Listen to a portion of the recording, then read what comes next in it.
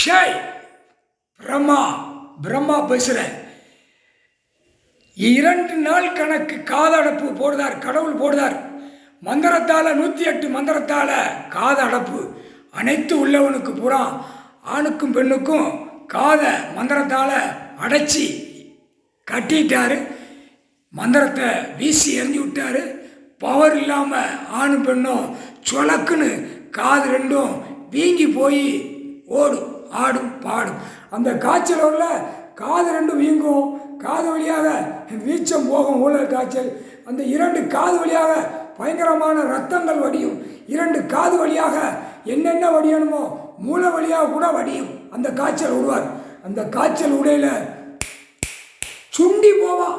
தமிழ்நாட்டுக்காரனை 2 காதை வச்சே நச்சிருவோம்ட்டார்.